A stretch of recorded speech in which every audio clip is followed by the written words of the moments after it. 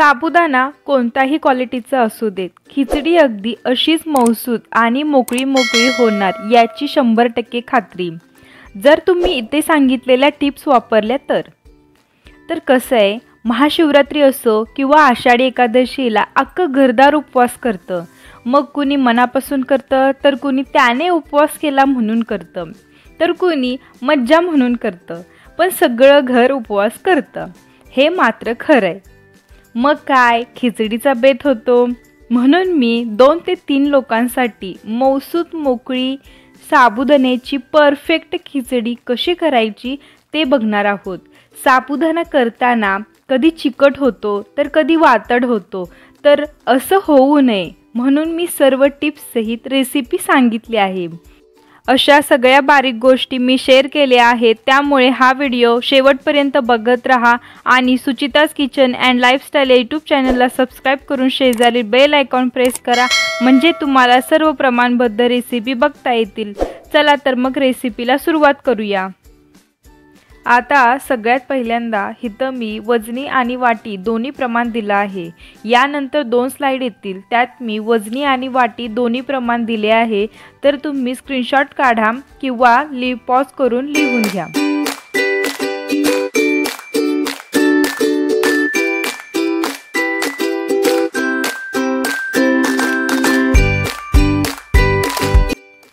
साबुदाण्याची खिचडी करण्यासाठी साबुदाणा हलक्या हाताने 2 ते 3 वेळा स्वच्छ धुवून घेऊ.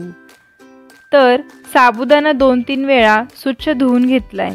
आता यामध्ये परत भरपूर पाणी घालायचे आहे आणि याला 15 मिनिटासाठी झाकून असंच ठेवून द्यायचं. तर 15 मिनिटं झाल्यानंतर या साबुदाण्यातलं एक्स्ट्राचं जे स्टार्च असतात ते पाण्यामध्ये उतरलेत. पाणी आता काढून टाकायचे. याच्यातलं पाणी संपूर्ण काढलं. आता याच्यामध्ये परत पाणी घालायचे. एवढं पाणी घालायचं की साबुदाण्याच्या वर साधारण 1 ते 1.5 सेंटीमीटरचा थर येईल. पाणी घातलं. आता याच्यावर झाकून हे रात्रभर किंवा 9 ते 10 तासासाठी भिजत ठेवू. आता साबुदाणा कसा भिजवायचा हे मी तुम्हाला दाखवलं. जर तुम्हाला वेळ कमी आहे तर 4 ते 5 तासच आहेत, तर हलक्या कोमट पाण्यामध्ये भिजवला तरी चालेल. जास्त गरम पाणी नको, अगदी हलके गरम पाणी असावे. तर इकडे आपला साबुदाणा छान भिजलेला आहे. हे बघा किती मस्त झालेला आहे. आणि पसरट भांड्यामध्ये भिजवण्याचं कारण म्हणजे पसरट भांड्यामध्ये साबुदाण्याचा दाब कमी पडतो आणि त्यामुळे चिकट गोळा होऊन बसत नाही. तर तुम्ही बघू शकता साबुदाणा छान भिजला गेलेला आहे. खिचडी करायला घ्यायच्या आधी साबुदाणा मोकळा करून घ्यायचा.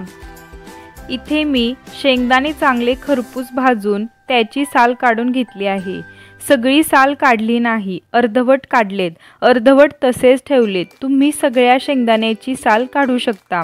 आता हे शेंगदाणे आपल्याला थोडे जाडसर वाटून घ्यायचेत. हे बघा असं जाडसर कूट करून घेतलेत. शेंगदाण्याचे कूट बारीक केलं तर खिचडी गिळगिळीत होते, त्यामुळे कूट जाडसरच ठेवायचे. त्याचसोबत इथं मी 2 बटाट्याचे साल काढून असे पातळ काप करून पाण्यात टाकून ठेवलेत. बटाट्याच्या फोडी जाड करण्यापेक्षा अशा अर्धा सेंटीमीटर जाडीचे पातळ काप करायचे, म्हणजे व्यवस्थित परतले जातात, कच्चे राहत नाही. काप करून घेतल्यानंतर याला मी 2 ते 3 वेळा स्वच्छ धुवून घेतलेत आणि पाण्यात टाकून ठेवलेत.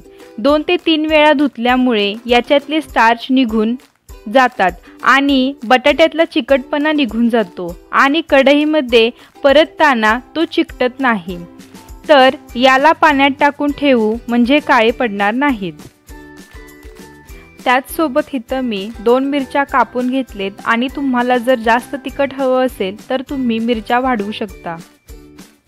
खिचडी बनवण्यासाठी अशी मोठी कढई घ्यायची, म्हणजे खिचडी चांगली हलवता येते आणि चिटकून बसत नाही. शक्यतो अशी गोलतळ असलेली कढई घ्यायची, म्हणजे खिचडी पटपट सरकली जाते आणि हात दुखून येत नाही. आता कढईमध्ये तेल घ्यायचे. तेल गरम झालं की बटाटा त्यामध्ये टाकायचा आणि मग गॅस बारीक ठेवायचा. त्याचसोबत चिमटभर मीठ टाकायचे, म्हणजे बटाट्याला पाणी सुटून बटाटा लवकर शिजला जातो आणि दुसरं म्हणजे बटाट्याच्या फोडी खिचडीत आळणी लागत नाहीत।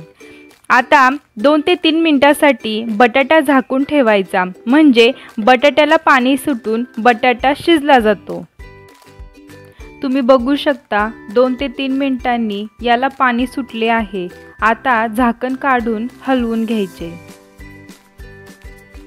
बटाटा अजून शिजलेला नाही, आपण 2 मिनिटांसाठी अजून हे लक्षात ठेवा। तेल चांगलं गरम झालं की मगच बटाटा तेलात घालायचा। तेल गरम नसताना बटाटा घातला तर फोडी एकमेकांना चिटकून बसतात। आता 2 मिनिट बटाटा शिजलेला आहे। बटाटा शिजला आहे का हे आता बघूया। तुम्ही बघू शकता फोड किती सहजपणे बोटाने कापली गेली। हा बटाटा आता शिजलेला आहे। आता हे आपण काढून घेऊ।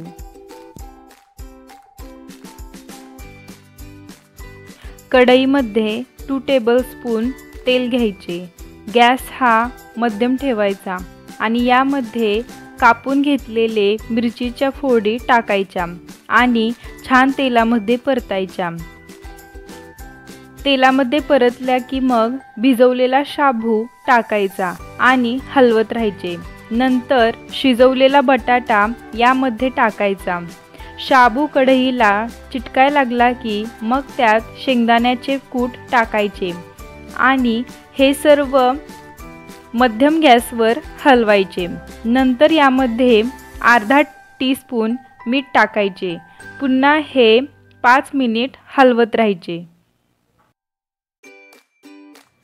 आता साबुदाण्यामध्ये पाणी जास्त झाल्यावर काय करायचे, तर बऱ्याचदा काय होतं की आपल्याला कळत नाही किंवा साबुदाण्याची क्वालिटी कधी-कधी अशी असते की साबुदाणा पाणी जास्त ओढून घेतच नाही, तेवढं पुरेसे होतं आणि राहिलेलं तसंच राहतं।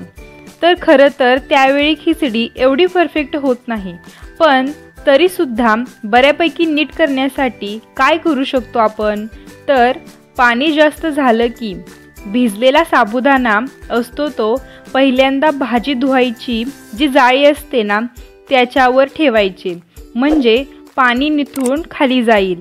चांगलं निथळून झालं की मग कॉटनच्या कपड्यावर पसरवायचं आणि फॅन खाली अर्धा तासासाठी ठेवायचं। असं करू शकता तुम्ही। आता आपली खिचडी शिजलेली आहे। कशी शिजली आहे हे कसं ओळखायचं ते मी तुम्हाला सांगते।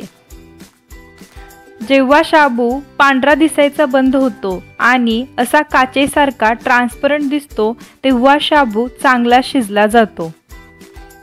तुम्हाला इथे मी फरक दाखवते। तुम्ही बघू शकता शाबू शिजवण्याआधी पांढरा दिसत आहे आणि चांगला शिजल्यानंतर कसा काचेसारखा तर अशा प्रकारे आज आपण इथं मऊ मोकळी एकदम सुटसुटीत चिकट न होणारी साबुदाण्याची खिचडी कशी करायची ते बघितले, ते सुद्धा 3 लोकांसाठी। तर इथं मी तुम्हाला वजनी आणि वाटी दोन्ही प्रमाण सांगितले आहे। साबुदाणा भिजवायचा कसा, मग कुठल्याही क्वालिटीचा असू देत, त्याची परफेक्ट खिचडी कशी करायची यासाठी बऱ्याच टिप्स सांगितलेत, तर नक्की फॉलो करा। आणि रेसिपी आवडली असेल तर लाईक करा, शेअर करा आणि चॅनलला सबस्क्राईब करून शेजारील बेल आयकॉन प्रेस करा, म्हणजे तुम्हाला सर्व व्हिडिओ बघता येतील। पुन्हा भेटूया अशाच एका रेसिपीसोबत, तोपर्यंत धन्यवाद।